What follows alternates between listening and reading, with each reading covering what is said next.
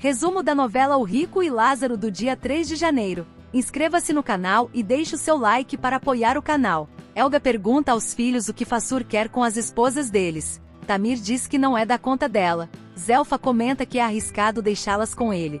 Uriel lembra que Fassur é sacerdote, mas Zelfa rebate que ele parece puro, mas age de forma contraditória. Fassur chega perguntando se não há algo para ele, e Zelfa responde que só tem migalhas, não javali. Daniel lembra que para que o plano seja bem sucedido, é fundamental que ajam com a máxima discrição. Ele pergunta como poderão inspecionar sem atrair atenção. Mesaque responde que precisarão da autorização do rei para realizar isso. Sadraque acrescenta que quando fizerem o pedido todos saberão. Daniel propõe que façam isso em uma conversa particular com o rei. Abednego observa que com apenas os 5, não terão condições de realizar a tarefa e precisarão de mais pessoas. Daniel concorda e diz que será necessário envolver indivíduos de confiança. Matias alerta que não será uma tarefa fácil. Por fim, Daniel pede que Abednego vá até Lia e Naomi para averiguar a situação delas. A rainha desabafa com Aspenais sobre Nitocris, dizendo nunca tê-la visto tão frágil. Aspenais comenta que apesar dos defeitos, a princesa ama o filho e se sente insegura sem o rei. A rainha concorda. No quarto da rainha, Dalila observa a estátua quebrada. No corredor, Sadraque chama Dalila, que pede desculpas por não tê-lo visto. Ele pergunta se está tudo bem, e ela admite que não. Sadraque se oferece para ouvir e ajudar. Samur-Ramat questiona Daniel sobre o que ele pensa, sendo um homem sábio, sobre os acontecimentos recentes no palácio. Daniel responde que não tem medo, pois confia que seu Deus o protegerá de tais situações. Samu comenta que esse Deus dele deve ser muito poderoso, deduzindo que mesmo diante de um grande perigo, ele não se abalaria. Daniel explica que se Deus desejar levá-lo, ele irá,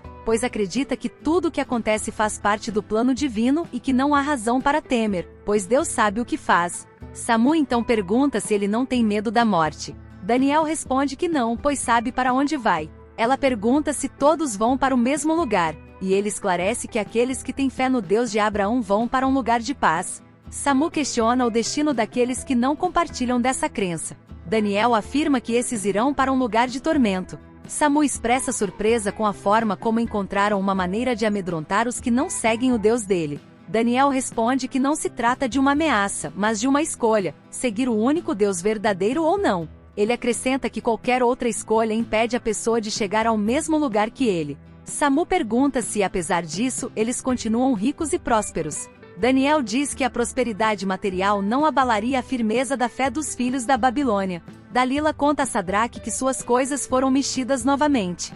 Ela chegou a suspeitar dele, mas agora sabe que não foi.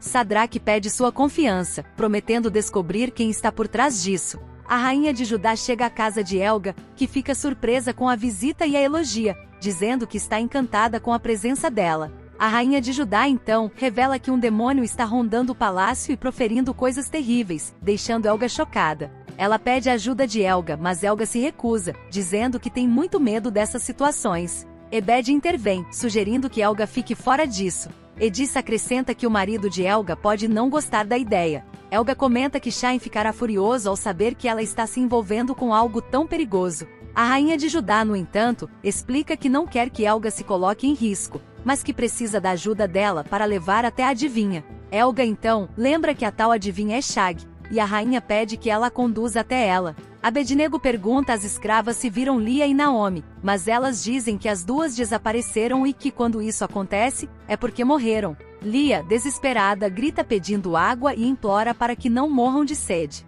Naomi, fraca, diz que não tem mais forças, mas Lia insiste para não desistirem.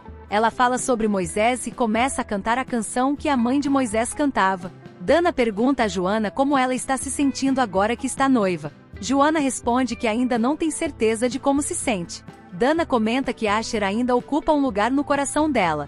Joana reconhece que precisa aceitar que Asher se foi e que é hora de seguir em frente. Dana pergunta se Isaac sabe dos sentimentos dela. Joana confirma que foi sincera com ele, pois não poderia agir de outra forma. Ela explica que gosta de Isaac, mas apenas como amigo. Dana então questiona se Joana casaria com um amigo. Shamiran fala sobre seu medo. Raquel tenta tranquilizá-la, mas Shamiran diz que teve um pesadelo. A rainha entrega um amuleto para Shamira e sugere que Raquel também use, mas ela recusa, citando sua fé. Aspenais comenta que os hebreus não usam amuletos, e a rainha reforça a necessidade de cautela após a estátua amanhecer quebrada. Shamira, assustada, expressa seu desejo de voltar para sua terra, sentindo-se insegura e sem paz. A rainha tenta acalmá-la, mas fica surpresa com sua decisão. Helga leva a rainha à Casa da Lua. Ebed sugere voltar ao palácio, e Edissa comenta que o lugar não é apropriado. A rainha concorda, mas Helga insiste para que ela fique, dizendo que às vezes é preciso tocar o fundo do poço para recomeçar. Zabaia tenta convidar a rainha para uma cerveja e segura seu braço. Ebed intervém, mandando que ele a respeite. Zabaia ironiza, duvidando que uma mulher tão bela seja casada. Neusta declara ser a rainha de Judá. Zabaia ri dizendo ser o rei da Pérsia, mas Helga confirma sua realeza. Ebed exige respeito, e Zabaia o provoca, mandando caçar crocodilos. Urzabun chega e pergunta o que está acontecendo. Neusta explica que Zabaia a importunava. Zabaia, surpreso, confirma que ela é mesmo a rainha. A rainha menciona que foi falar com Shag e pede que Urzabun toque para ela. Daniel, preocupado com Lia, é interrompido por Abednego, que chega sem notícias. Quando Daniel questiona, Abednego revela que Lia e Naomi desapareceram e que as outras escravas acreditam que elas morreram. Daniel fica chocado com a notícia. Tamir pergunta a Talita por que está agindo de forma estranha após falar com Fassur, mas ela diz que conversará depois. Nicolau abraça Zac, comentando que já sabe da novidade. Zac diz que um grande casamento está por vir na família. Shai intervém, dizendo que Zac se casará com Joana no dia em que deixar de ser seu filho. Zac responde que seria um prazer e pede instruções para se livrar do pesadelo. Shai o acusa de ser ingrato, lembrando que nunca lhe faltou comida.